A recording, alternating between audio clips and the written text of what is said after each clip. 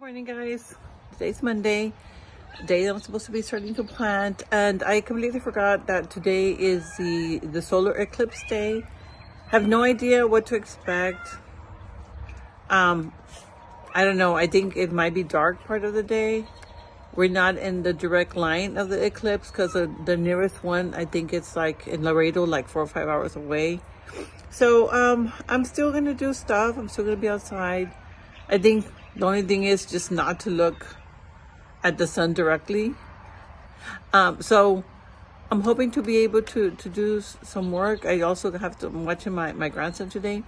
So part of the day, what I want to do first is set up the irrigation. Before I start the planting, set up all my irrigation lines there in that new area, and just to make it easier to plant it.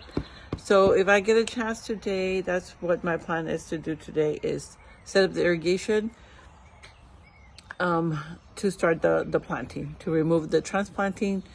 The bottle brush that I have over there in the back, the bottle brush, I was doing some research.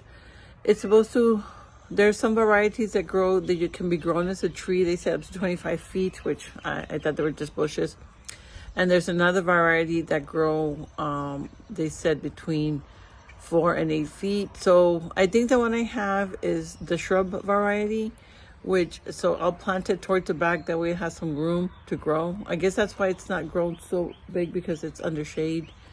So I'm gonna move the bottle brush, and I have also a sage, which is like also needs sun, and we'll take it from there. All right, thank you. I forgot to mention that we did get a lot of rain yesterday, so it's also very muddy, which is, I'm so happy for the rain. We have not had rain in a long time, so that's okay. If I work in the mud, I don't mind. Also, I already have existing irrigation there. I just got to tap into it. So it shouldn't be a lot that I have to do, because it's, you know, it's not a lot of hours of work because it's already set up. All right. Okay, guys, so I'm going to tap into the irrigation line. This is a supply line that I have, this black one right here. This is 1/2 inch poly, and this is 1/2 inch poly also, and it has emitters. I think it's every 8. Here's a little hole. Okay, and then here is the connections. The couplings is what they're called. I have the T coupler. I have the elbow coupler right here. They're 1/2 inch.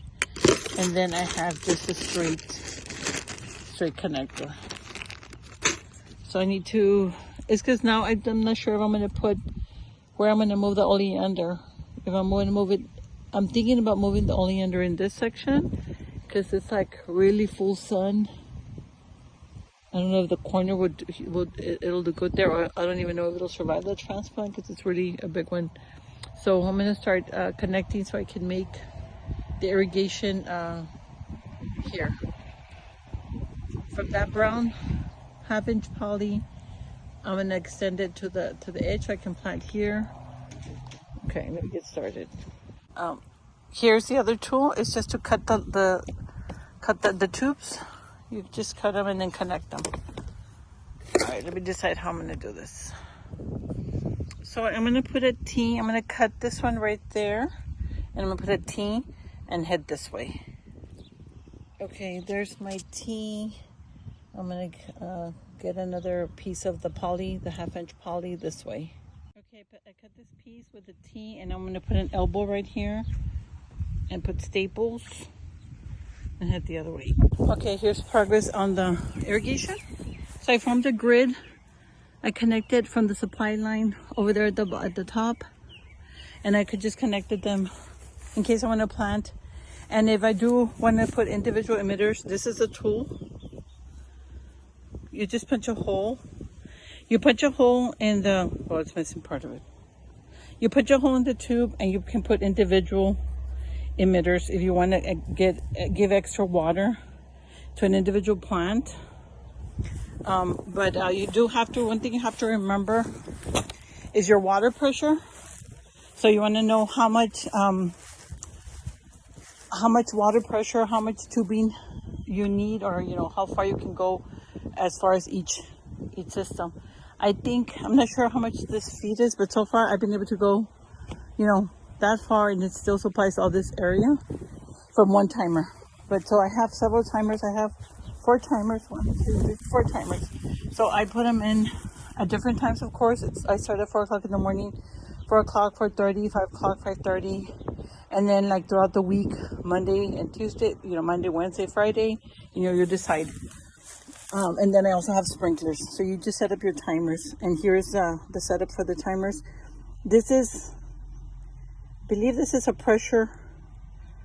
It's supposed to be a pressure relief valve or pressure regulating valve.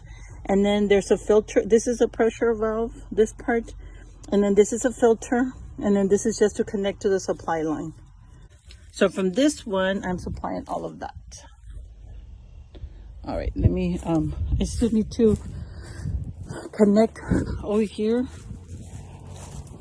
to see how all that is connected. And I can plant all this in the middle. So this one, I guess it's 6 inches. There's an emitter right here. And this is the other middle, the little holes. They're 6 inches apart. And I think the other ones were maybe 8 inches.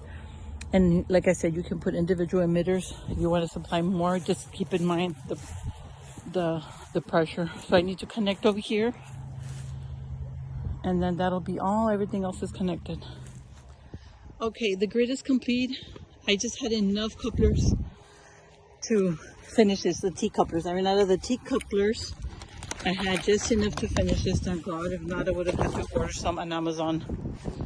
So now, this is ready. I just need to get the fabric staples. And I have these, but these are too short. I have some other ones that I got at Home Depot that are a lot longer and a lot more stronger to keep the tube down. Okay, so I haven't decided if I'm going to put the oleanders here or if I'm going to put the bottle brush here. It's a hard decision. But I did find a lot of marigolds on sale at Walmart, and several plants I found on sale. Marigolds. It says they're annuals. I thought they were perennials, but they're annuals. But I'll plant them for now on this border. And then what is perennials that keep coming back are those mumps. So next time I am going to be buying some mumps and just putting them all in this area. They do really good. And here, there's a rose here. From this rose, this one, I don't know, I removed it and planted somewhere else. It just grew there by itself. It even has some little buds there. Okay, so let me see. Let me get my staples. Okay, see the difference? This one will stay in there. This one will come out easily. Let me use this one. Okay, decision made. Since these oleanders are very drought tolerant, and if they survive the transplant, I'm going to move them all the way over here, next to my shed. This pot right here, I think they fit right next to that peach tree and next to the citrus tree. This is where I'm going to plant them. Yep, looks like a good spot here. All right, let me get to digging.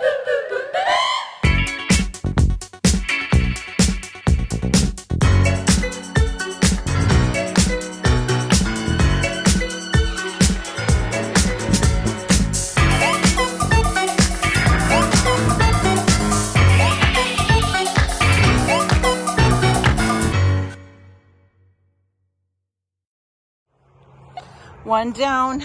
I don't know if it survived because the taproot, I had to cut it in the taproot, but I'll try. We'll see. I'm going to go plant this one and then work on taking out the other one.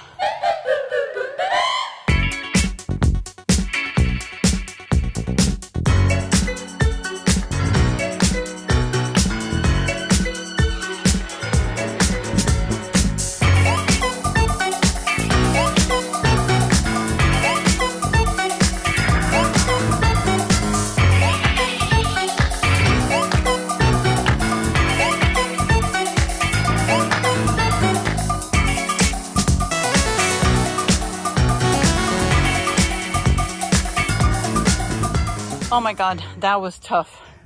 The ground was so hard. I had to pull all the tools to dig. My daughter helped me some. So now, let's see. I don't know if this is going to survive the transplant. I sure hope it does, because it was a lot of work. I'm praying it does. It looks good here. I like it. And this is all I'm doing for today. Just going to water it in. And tomorrow, day 2. Y'all have yourself a good night. See you next time. Bye.